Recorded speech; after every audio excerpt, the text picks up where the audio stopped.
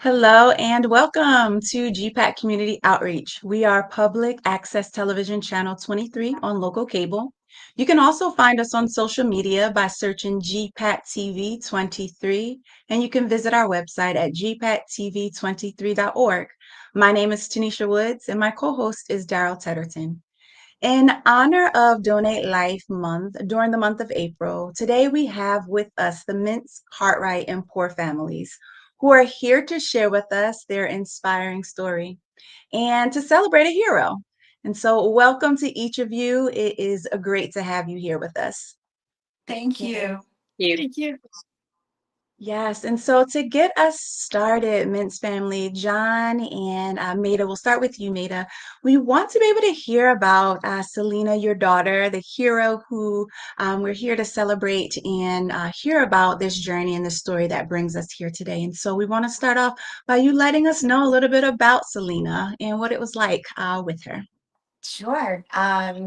Selena was a joy to be around. She was very happy. She was energetic. She loved life. She loved to travel. She loved to dance. She loved being with her friends, her family. Most importantly, she was very faithful. She was very strong in her faith.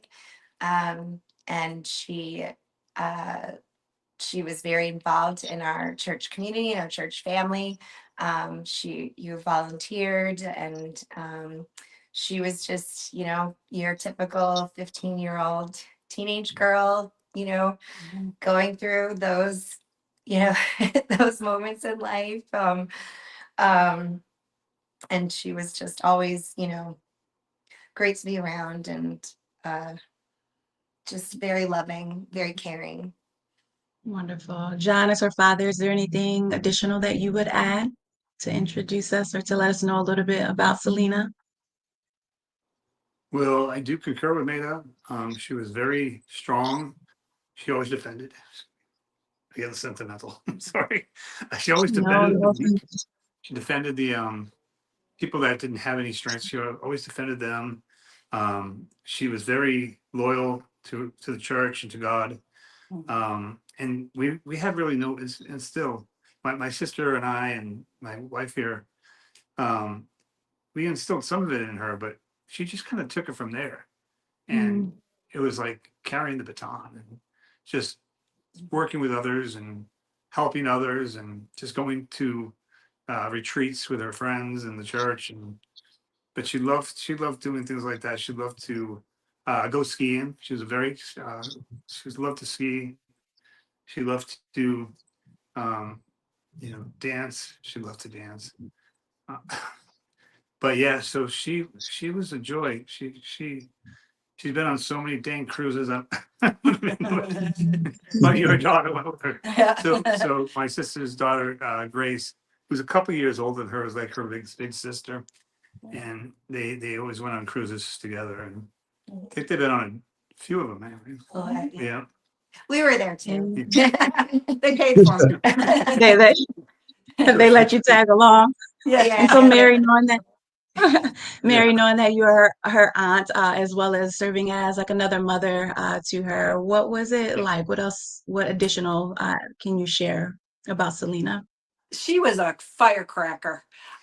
She just was full of life. She loved her siblings, which, were her cousins, but they considered each other siblings. My daughter Madeline, daughter Grace, Colin and Gerald, my sons, also her best friend who is here, Addison in North Carolina. She has another best friend up in Boston, Kiera, and she just loved to do TikToks and dance. And that's what we have all over our phones, just that happy. She had an amazing voice that I never realized Oh, until I saw all these TikToks of her yes. and just singing. And, it was so special.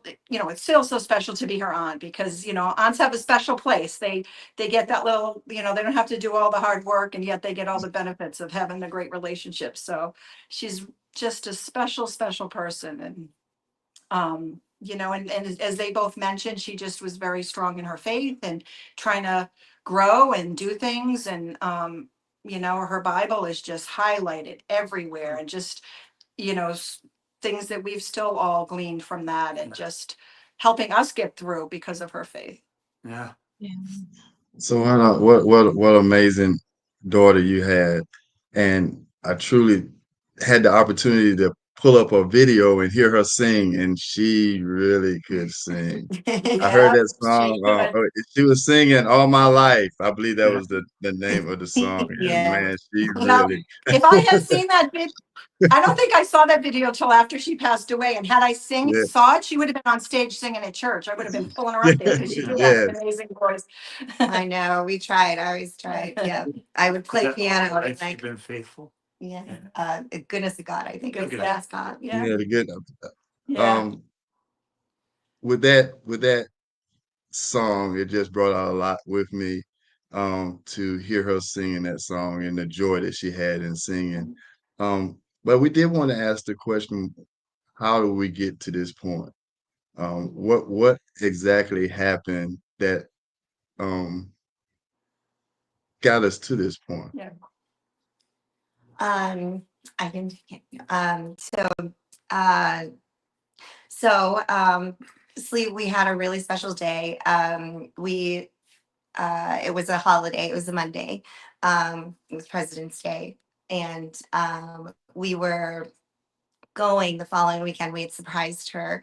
And she and I were just taking a girls' trip back to Boston to visit Kiara, her best friend from Boston, who she's known since the day Kiara was born, who is also my best friend, Tara's daughter. So we were going, it was Kiara's birthday that weekend, and we were going skiing. So Selena and I had gone shopping that day because she'd grown out of her ski clothes.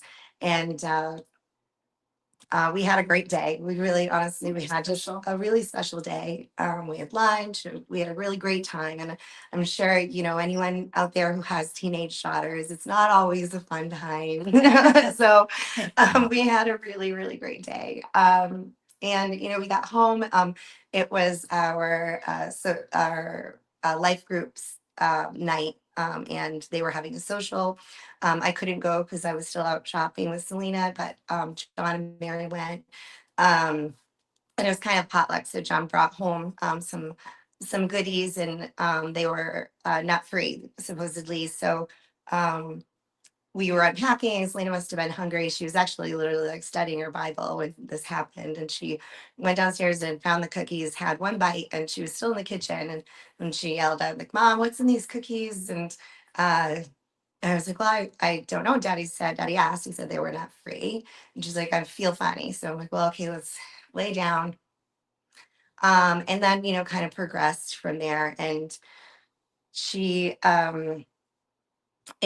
she started to, it became more serious where it's like kind of starts with like a tingle and like something's happening. And she hadn't had a reaction for probably 10 years. We were really careful about it. And she was very careful. She remembered her last Actually reaction. worse. Yeah.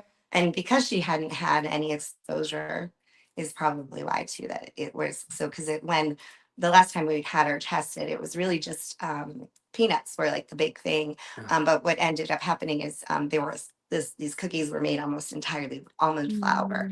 Mm, And I guess her allergy had developed over the years, and almond flour was a killer. Uh, so anyway, we ended up calling 911. John had actually had right before this happened. He had just got home, obviously, with the cookies, and he was taking the dogs for a walk, so he wasn't there. And she was so afraid of needles. I mean, from the time she was just a little girl, even just getting her blood drawn at the doctor, any sign of blood, any kind of anything. I mean, we literally had to he would take her when she needed blood taken because he'd have to hold her down with another male nurse. She's a strong kid. Mhm. mm, I couldn't do it. I tried once. It's like, this is your job going forward. So anyway, she wouldn't, let me administer that EpiPen. And, when yeah, she was petrified. She was literally just like in the corner in her bathroom. Mm. Uh, so, when you administer an EpiPen, you can't just, stab someone with it. You have to, do it firm, hold it, rub it in. Like, so you can't do it to someone who's fighting you. And, admit it was just me. So, I'm like, I had to block your oh, so I trash. talked with my hands. So anyway, the ambulance finally got there, and it was a while, probably 10, 20 minutes, and they started with the epinephrine shot. They administered the shot. She was ready for it at that point. um they did the nebulizer. She was doing her albuterol. It wasn't working. They tried a second epinephrine shot. It wasn't working. And while this is happening, I'm thinking, she really needs to be intubated. I don't know why they're not taking her to the ambulance. I'm kind of like, they can tell. I'm like, what's, like, and so come to find out, like, their team wasn't qualified to do the Mm. intubation. They didn't have that um, skill set. So they were waiting for another ambulance. So it was probably, they probably spent a good half an hour in her room. And then, the ambulance was on the way. They finally got her downstairs into the ambulance, and the other ambulance came. They thought they had her intubated and stable, and they got me into the ambulance, and we were ready to leave. And then um, there was just like 6 or 7 of them back in the back of the ambulance, and I kind of just like looked back and couldn't really see anything. And then it just like the parted, and I saw her, and they were just like, doing compressions. And at that point, they took me out of the ambulance, and um, Yeah. and then they did end up getting her to a point where they took her to the hospital, but she had lost Almost an oxygen for almost an hour. And we got the news when we got there. I mean, this was just Mhm. uh, not anything that you prepare yourself for, or anything that Yeah. you think is going to happen. So I was kind of Yeah. in shock, I would say. And I remember, I talked to the doctor when we got to the ER, and the doctor told me that her mast cells basically just went into overload. Like, it was just more than her, probably from obviously just all that time. Yep. Mm. So we appreciate you giving us a glimpse into your story, and thankful for your strength to be able to share. And so at this point, you're at the hospital. Mary, can you speak a bit about, where does the decision come in to really make the selfless decision to donate? Yeah. Just another tidbit of that evening, my kids were went down to the house. The ambulance was there. We thought, oh, surely the ambulance is there. She'll be fine. I told John, let me know when she's done and make sure she's okay. I mean, it was no reaction, and obviously she wasn't. And our family, quite a sight, all of us on our knees in the driveway, praying and begging God that she would be okay. But so what happened was, when she got up to the ICU, and she was in the room, I had a few minutes with the nurse, and the nurse actually happened to be one of our neighbors, really special. That was really special. And I said to her, can I ask you a question? I kind of, in my heart, I just had, this was, Monday night. And well, this probably was Tuesday now. I had just felt Selena was gone. I mean, that was just me. But of course, everybody's holding out hope, and we had to wait and go through the process. And I said to her, if this doesn't go the way we hope, what about organ donation? And she said, well, I was actually trying to figure out how and when to broach that subject with John and Maida. And I said, well, I'll be happy to do it. And so we talked, and I mean, they didn't hesitate at all. I think it's such a beautiful thing to be able to do in such a crisis, and to know that it's a gift, and that it can save others' lives. And I mean, obviously the rest is history, but they made that choice, and it's been a blessing since. So we're thankful for everything that you shared. I know it could be, bringing back a lot, during that time of just discussing about it, because it doesn't go that quickly. Loving someone like that, it doesn't just leave. Mm. John, I want to ask you a question of, how do y'all handle this day by day? What kind of support do you have to, help you through this journey of, losing Selena, and now in this place of having her, helping somebody else? Well, the beginning, there was, therapists, stuff like that. But that didn't really help. The Mm. only thing that can really help in this situation is time. Let time go by. And then we heard from the recipient's family, and that touched us. That's touched Nada. She felt like she was excited that she knew who the recipient was. She played her piano. So she loves her piano. So she just to vent through the piano. That's what she would do. For me, it was just I kind of shut down for a little bit. Um, it I was still in shock even after a month or two. But you just kind of go through your normal routine and have the faith that you'll see her again, and that's it. You're gonna say, "I will see her again." Yeah, Yeah.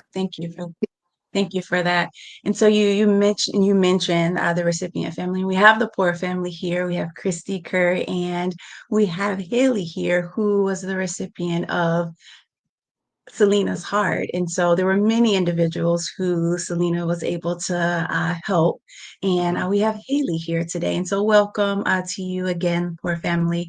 And I would love to hear from you of what was it like to receive the news that Haley was in place to be able to receive the donation of Selena's heart. When we got the news, the nurse come. We was, in the hospital, of course, and she come to the door and she said, "Christy, I need you to step out and talk to you." She said, "We've got an offer," and I said, "We do," and she said, "Yeah," and um, I was.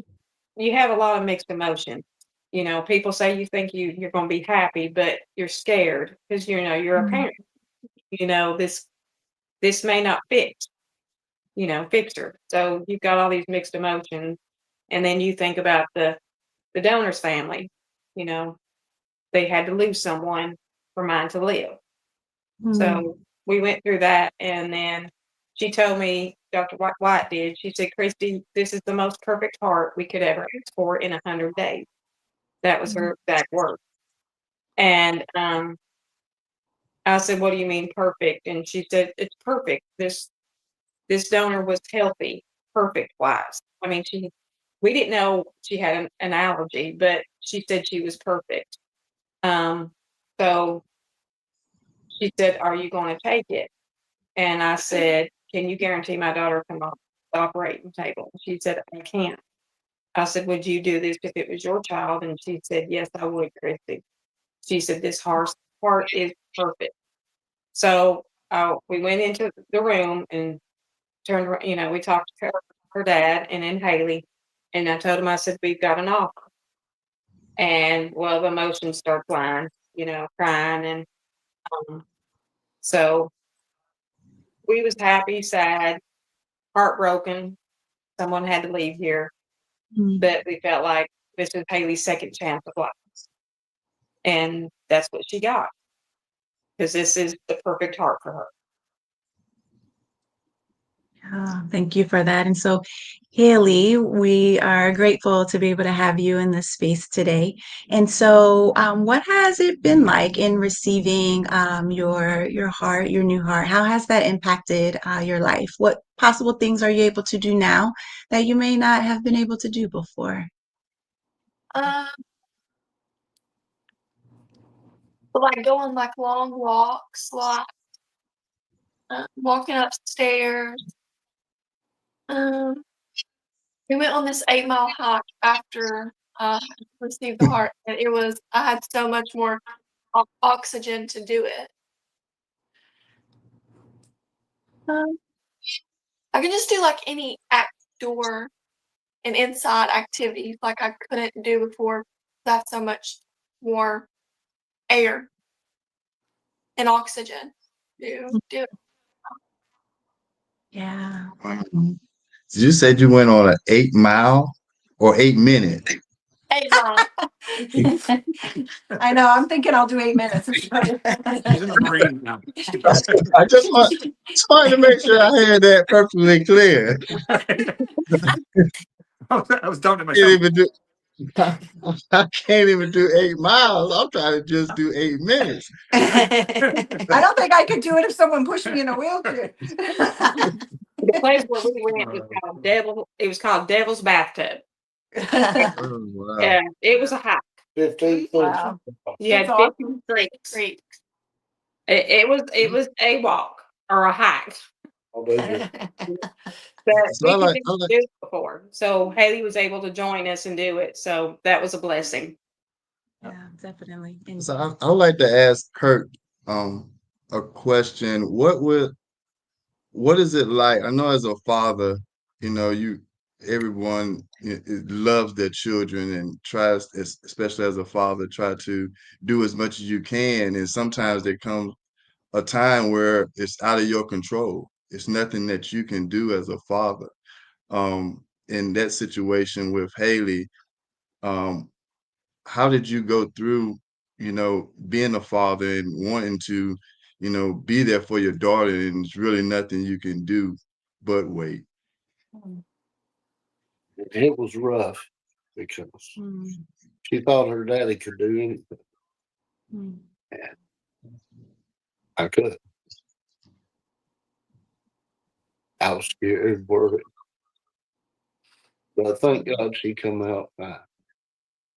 She had a tough time, but she came out fine. And we could never thank the Mitchell family enough for their donation.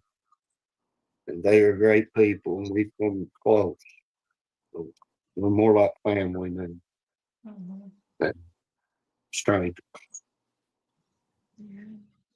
Absolutely. And so appreciating you offering that, Kurt, and I can hear gratitude that you have expressed. And so would like to offer that question to those who would like to share along this journey. Is there someone, organization, or individuals that you actually would like to be able to offer a word of gratitude and thanks to? Yes, I'd love to answer that. Okay. well, Go ahead, I would Kurt. love to give extra thanks to the Yellow Door Foundation Mhm, in Charlottesville, Virginia. mhm. They were great. They housed us for probably Yeah, 2 months or longer the whole time we were there. yeah. And I mean, they are amazing. They are amazing people. And it's called the Yellow Door Foundation. And for me personally, and I think for our whole family, gosh, our church, Compass Christian Church in Fuquay Varina, I mean, they went out of their way to plan an unbelievable, spectacular celebration of life for her, and all the volunteers and people that, just did so much for our family.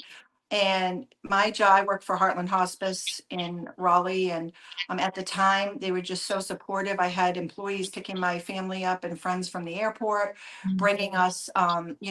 Selena was so popular, and just so many of the teens were there to support us and love her. Could only have 4 people at a time in her room, so I was like the doorkeeper. People like were packed in the lobby, and my job brought us coffee and donuts and just there to give us the support. My boss, who I adore, just came to visit and went to her bedside with me, and um, and also just our family and friends and just people that have continued to just support us. I mean, it's a journey, that's for sure. We had that meal train set Yeah, up. meal train from our church, and different people that Yep. helped, and um, Every day I eat. yeah, Yeah. No worries. our community, our neighborhoods. I And mean, just the support from our family and our friends too. I mean, just Yeah. all over the Yeah. place. Everyone flew in the Mhm. next day, Yeah. my family is all in New Yeah. England basically, or Canada, and Yeah. everyone was here. And people, a family came out even couple months later, because it's so crazy in that moment. I had family calling me going, should we come? Should we be there? And I'm like, can you wait? Let's wait.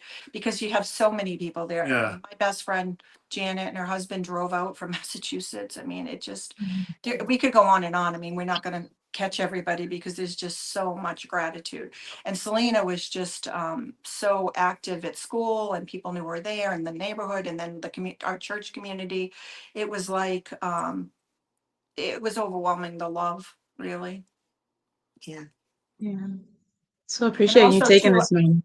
yeah, I was just gonna say too, we're so grateful for the poor family. I mean, so after a year, they weren't allowed to contact us until after a year. And after a year, we got Christy's letter, and this beautiful letter, long letter, and it was so well written and just oozing with gratitude. And our whole family got together at John and Maida's, and we listened, we read it, we cried, and then we went outside to take a picture, and not realizing that in the background was a rainbow.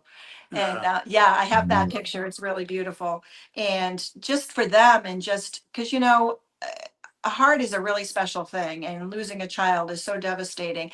And to be able to have Haley in our lives, and my daughters and my sons and our family, just being able to have that connection with them, and they're stuck with us now. So, but it's going to be, it's going to be an exciting road to have them in our lives. I agree. Appreciating you taking this moment to say thank you, and gratitude will continue, and you'll have other moments where you're able to offer that. And so thank you for taking this time to offer those words of thanks. Yeah, I And want to and get the honor bridge.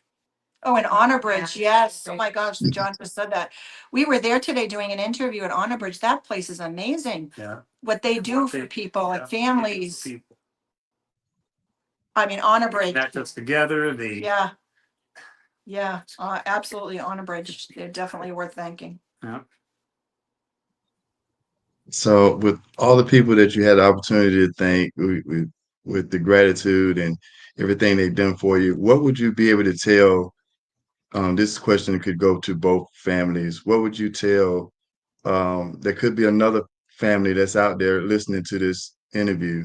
You know, how could you encourage them during this time or this process that you both, the giver as well as the receiver, how could you help another family to, handle what they would have to go through?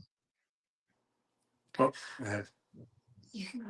I know it helped us. It gave us purpose. It gave us closure, Mm. peace. Yeah.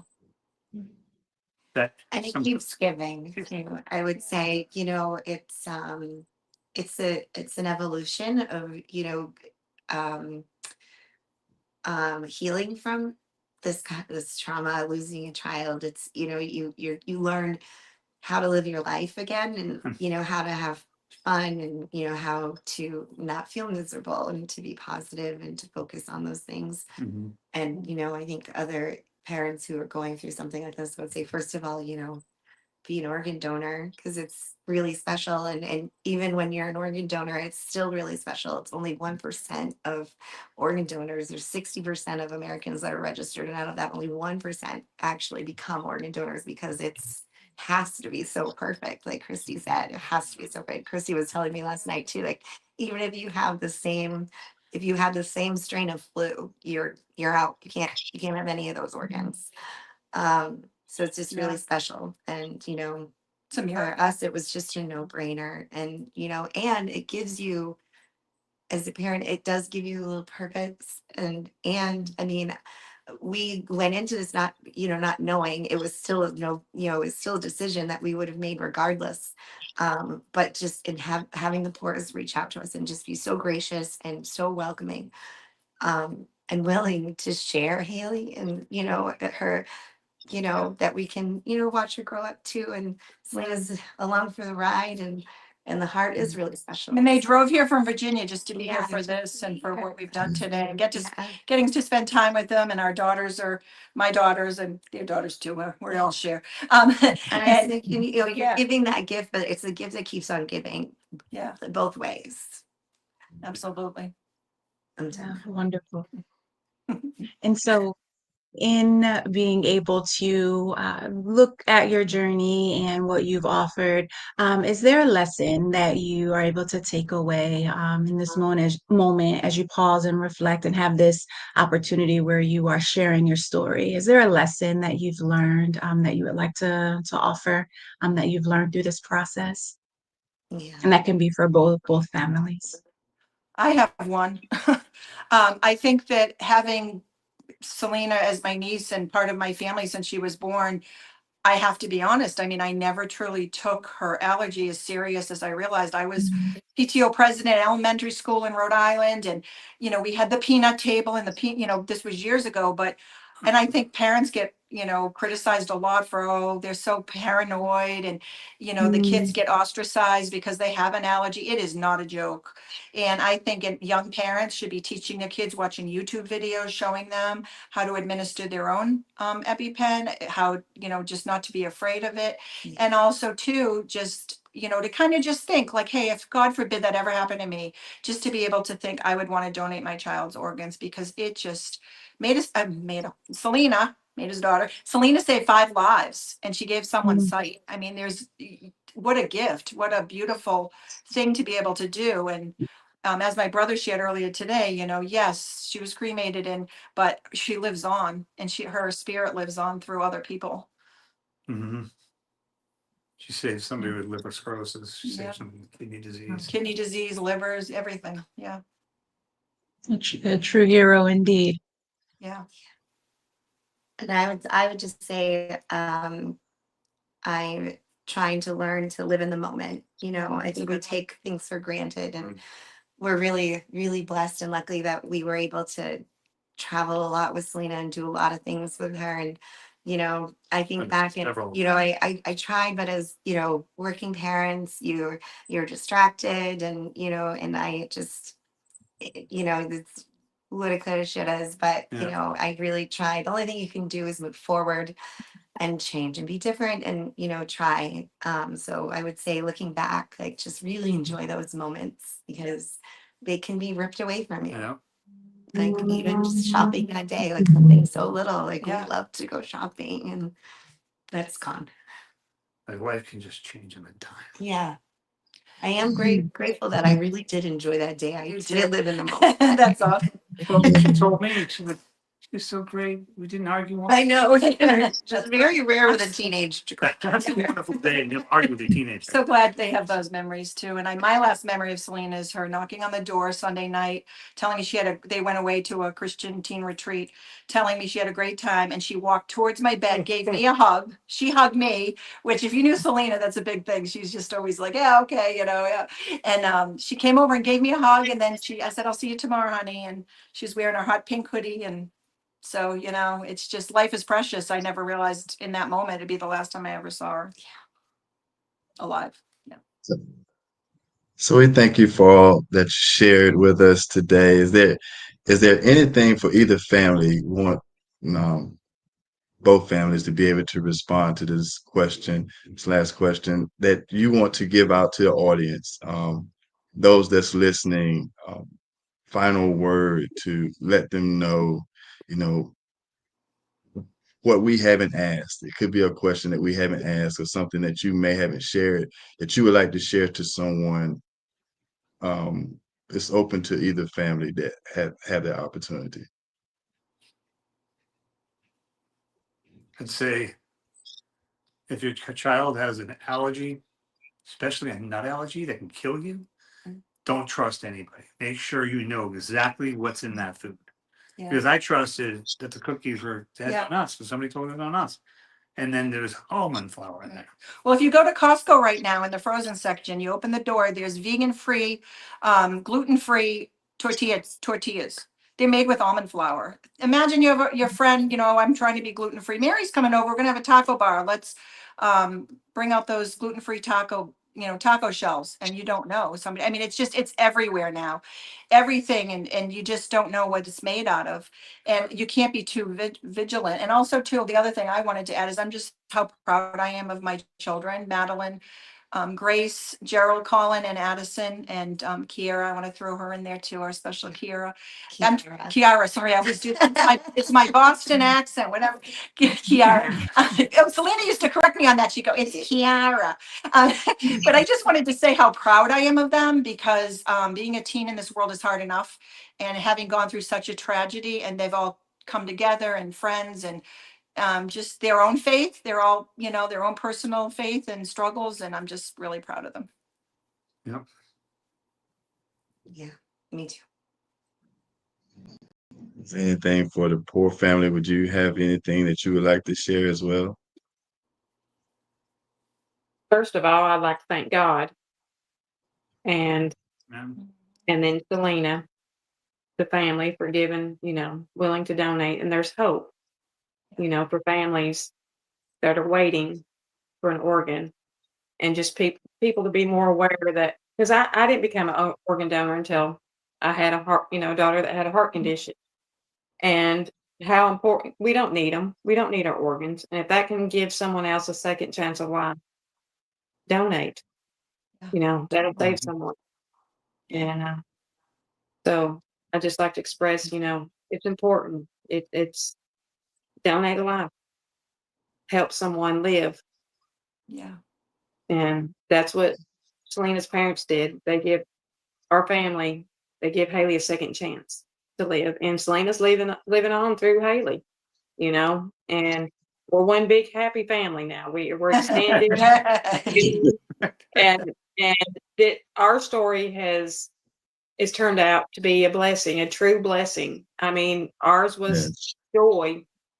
Theirs was a tragedy, but now the story is just amazing.